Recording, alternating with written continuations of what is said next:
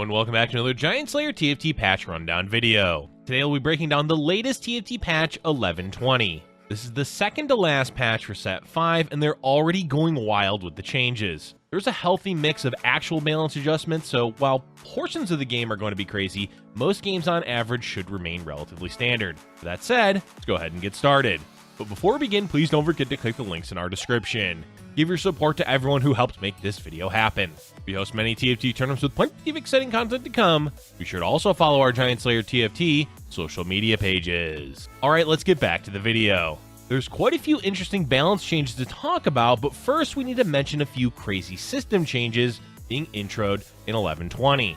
First up is a new feature that is likely to remain part of the game moving forward. The name of it is Tactician Scouting, which means when a player scouts another player's board, their little legend will follow after a brief delay. There's a few reasons for this, the main one being a way to make the game feel more social. Even though there's 8 players in a lobby, TFT has always felt a bit isolating, especially if you're unable to queue with friends. Seeing other players' little legends when scouting your board is minor, but does add a bit of a social aspect. Another reason for this new feature is to give players an idea of who is scouting them. As long as you're paying attention, you'll be able to tell who's been scouting you the most and can then scout that player, creating an interesting mind game regarding positioning. Be aware that this feature is new, meaning there are likely to be bugs. But as we're near the end of the set, testing and squashing any potential bugs now is better than waiting until a new set drops next month. Overall, this is a neat addition to the game. Now, for the fun stuff. The next system change is to the Radiant Armory. There will now be a second Radiant Armory on 5.1, so now everyone will have 2 Radiant items per game. This is a huge change that will make the balance of the meta quite interesting. There's a ton of ways that this can play out in a game and actually adds a lot of decision making. Is it better to grab a carry item on 3.6? Or try to play for a better one on 5.1? Maybe utility items are always the go-to on 5.1 since most of your items are already done by then.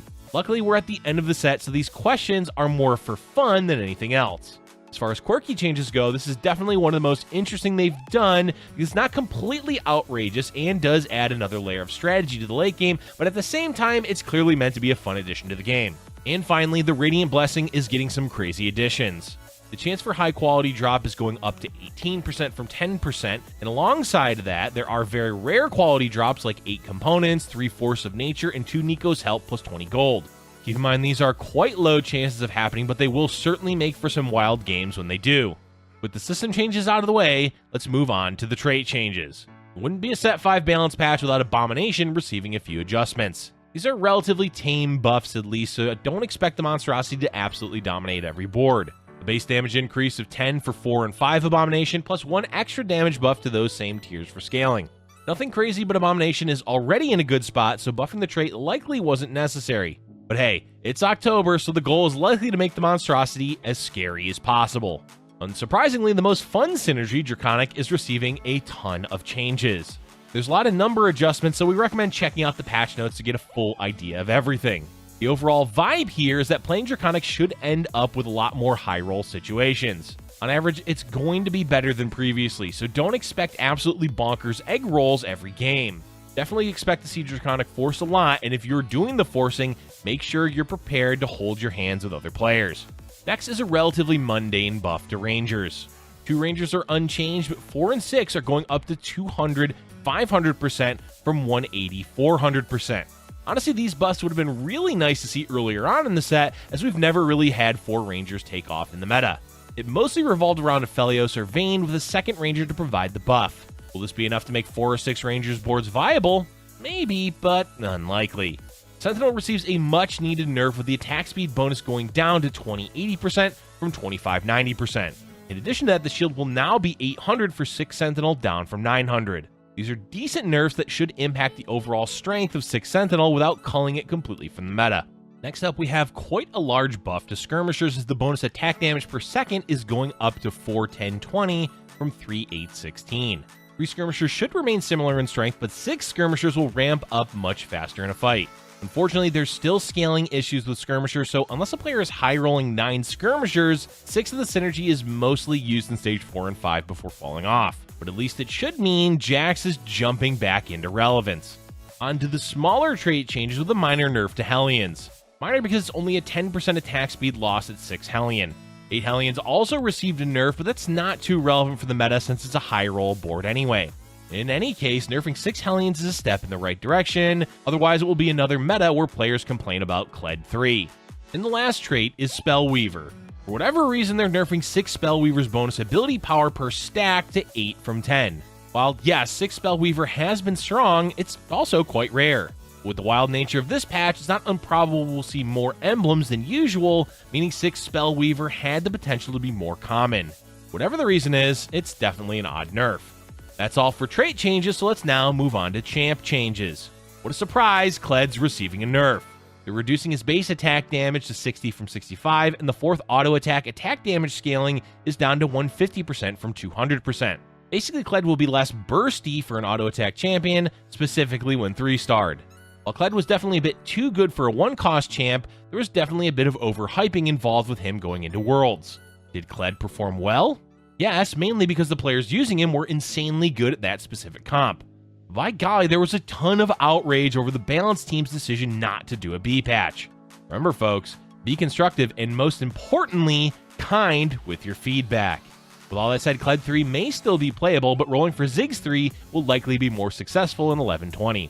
Another reroll champion, Vayne, is also being nerfed, though keep in mind they also buffed Rangers. The nerfs in question are a 5 base attack damage reduction as well as the true damage on her passive going to 70, 85, 100 from 70, 90, 110.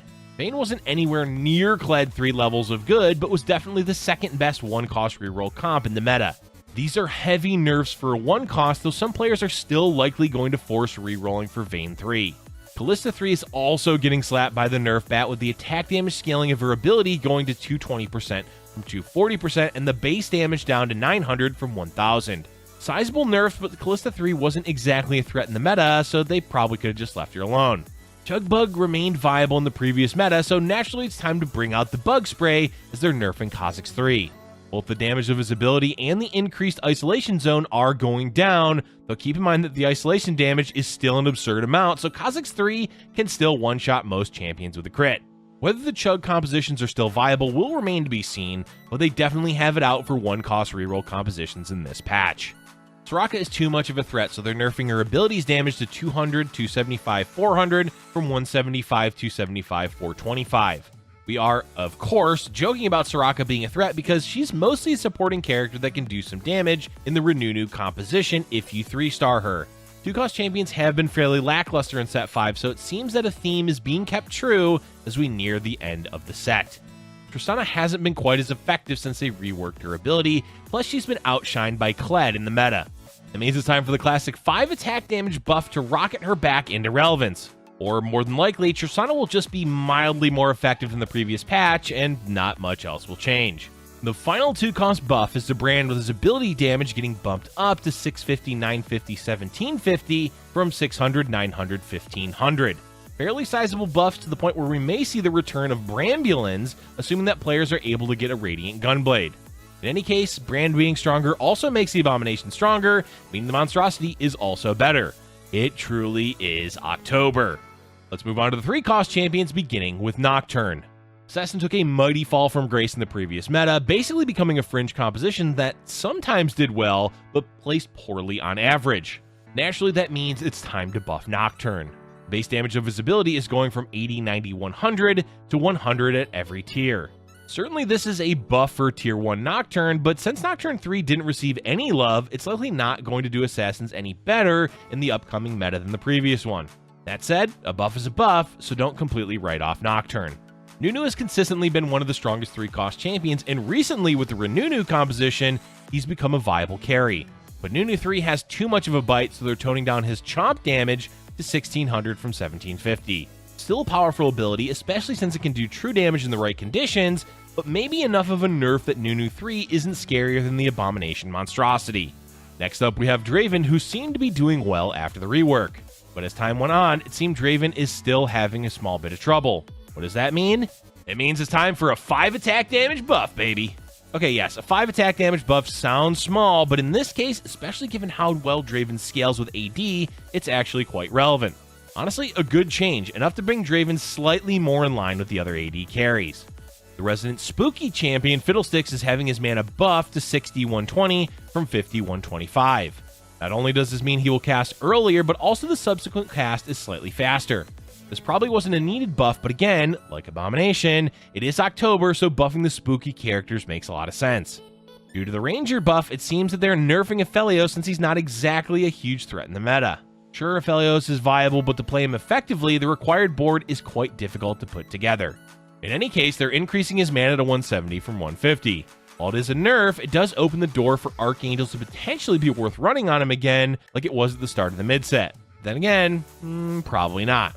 Jax gets a much-needed buff with his ability scaling, going up to 220 to 4,500% from 200 to 2,400%.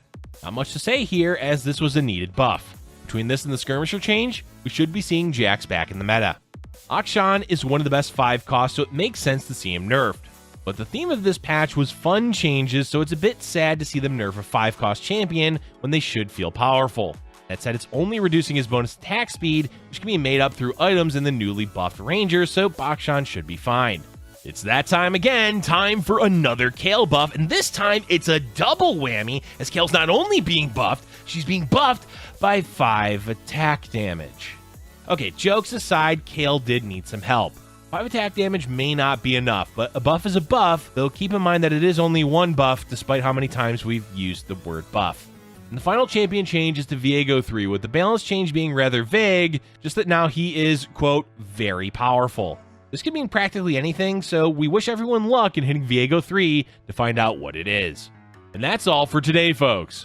With the end of Set 5 getting closer and closer, it's important to note that TFT is a game, meaning that the main goal should be to have fun when playing. While climbing ranked is still the goal for many, don't sweat too much about obtaining the perfect rank, and sit back and enjoy the wacky balance changes being introduced. Let us know in the comment section below what changes you're the most excited for. Thank you for watching, and if you're enjoying our content, be sure to hit the like button and subscribe for future Giant Slayer TFT videos.